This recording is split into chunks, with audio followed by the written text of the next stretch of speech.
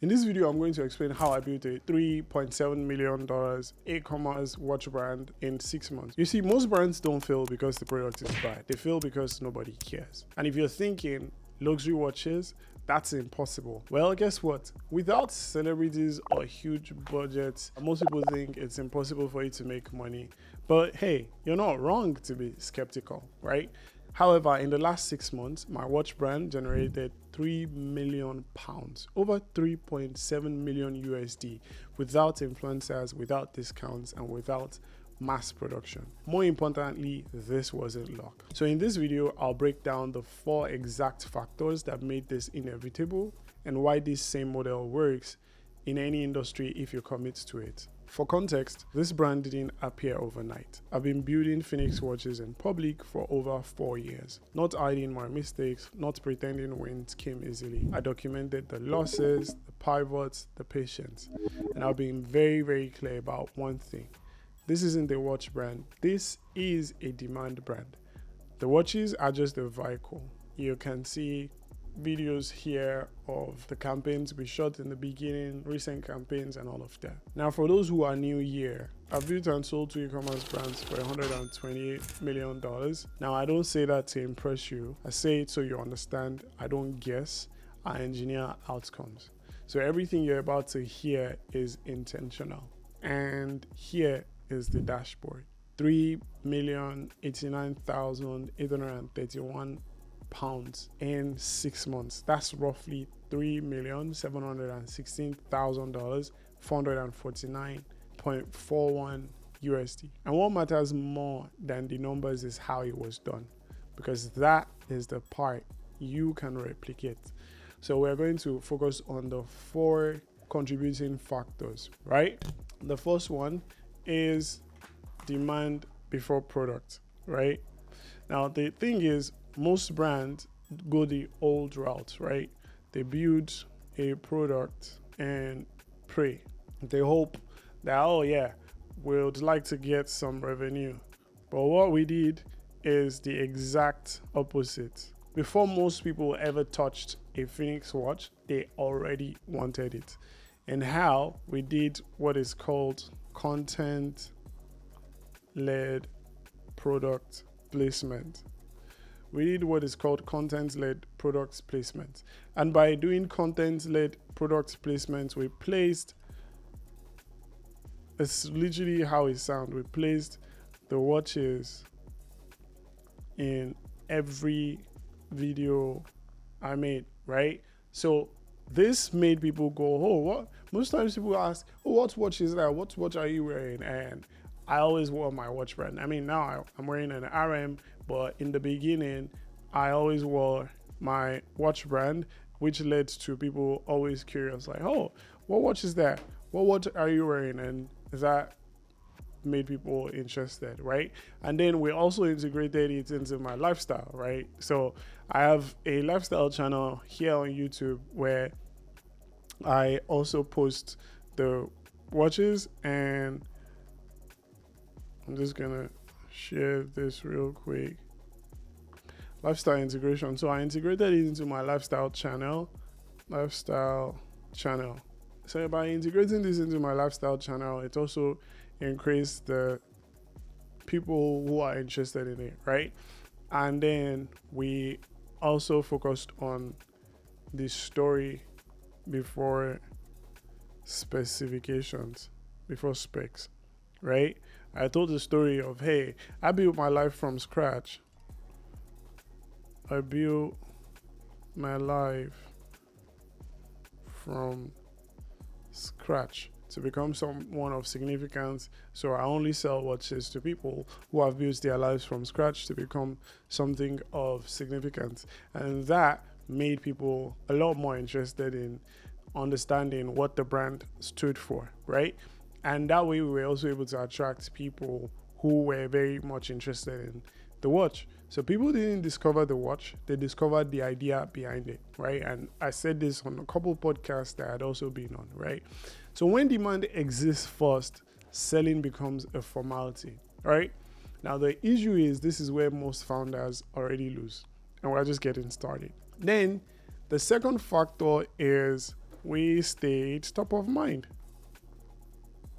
Now, the thing is, I made this a founder focused brand. So I was creating content, and I think I was posting like 3 times a day. And in all of those videos, my watches were one in those videos, right? So I was posting on Instagram. Now on the main watch page, I wasn't posting as frequently.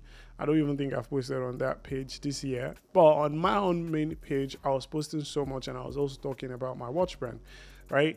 So this way, we were able to get people to feel like, oh yeah, they are familiar with the brand, right? Because luxury isn't built on attention spikes. Like, you cannot expect people to think of you just randomly. No, we were building consistently, right? It is built on familiarity.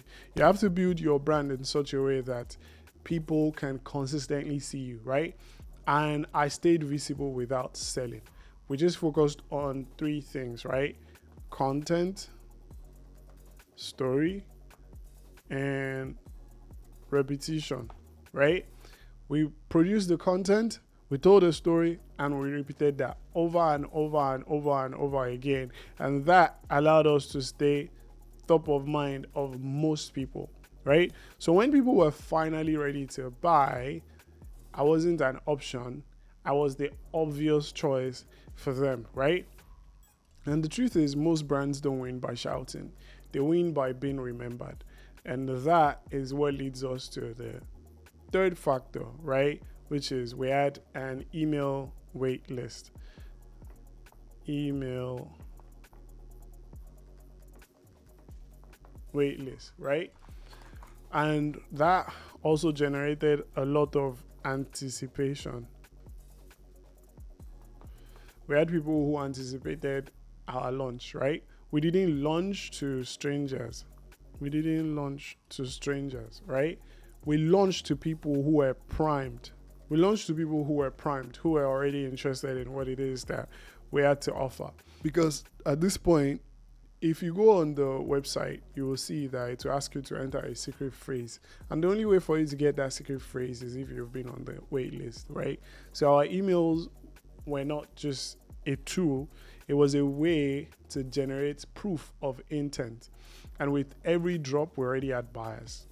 The sales didn't start on launch day. They were decided weeks before, right? We also weren't sending emails every day or every 2 weeks. No, we only sent out emails to stay top of mind for people. And we only created emails that went out to people who are already interested in buying. And we constantly reiterated the fact that, hey, our watches are only 1,200 pieces made in a year, and it's only 400 pieces that we're going to sell each drop. So if you miss out on this, you're going to have to wait an extra 3 to 4 months, because it takes us 3 months for production and 1 month for quality control. So if you do not get in on this purchase, you would have to wait for an extra 4 months. And the odds of you making the next 4 months is even low, because by that time we would have created much more buzz and hype about the brand that more people would have subscribed to be on the wait list. So each time your chances of getting the watch drops drastically, right? And the value of the watches increases dramatically, right? And that is what leads to the 4th factor that made all of this possible, right? Which is the drops, right? But engineered scarcity, right? We had engineered scarcity and anticipation. Now, this is the part people are always afraid of. We intentionally limit production to just 1,200 pieces a year, right? And the truth is, we could actually make more watches, right? It's not that we can't make more watches, but we wanted to make sure that the demand was high and the units were low, right? And when you think about it, the watches sell for $4,500 to $8,500, right? And we only produce 1,200 pieces in a year, right? So if a round of production is just $8,500 and we're not focused on $4,500 units, this is what we sell, right? If we focus on this, we don't produce the ones for the 8.5. So sometimes people know, oh shit, I may miss out on this one that I want to buy on this round of production. And so it makes the exclusivity compounds the value. And the truth is, when supply is controlled, perception increases. Let me just go here. Perception increases and demand accelerates, right? Like perception goes through the roof, the demand goes through the roof, and price resistance disappears, because the truth is luxury doesn't beg, right? It restricts. And paradoxically, that's actually why the brand grows, right? So here's the truth most people don't want to hear. This doesn't require any genius. You could have the brain of a 6-year-old and still win, right? What it requires is commitment, patience, and consistency. Like, I mean, over 4 years, we've been able to do something great, right? But the truth is, most people aren't stupid. They are just inconsistent. And that's why they lose, right? So if you're thinking this won't work for you, let me stop you right there. Every brand I've ever built followed this logic. Different products, same principles. Demand, scarcity, anticipation, and the drop. So this isn't just a watch strategy, it's a business strategy. So now here's where I need to be clear. I don't coach everyone. I work with people who are willing to build in public, commit long term, stop chasing acts. So if that is you, there's a link below to apply to work with me.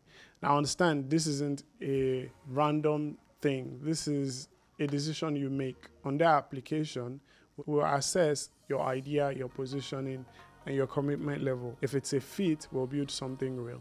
If not, you'll still leave sharper than before, right? Either way, stop underestimating what consistent demand can do, and you can change your life. And so in this video right here, you can watch how I helped a brand make £400,000 in 30 days, just so you have an idea that this actually works, right? And if that is something you're interested in, then click the link below to apply to learn from me.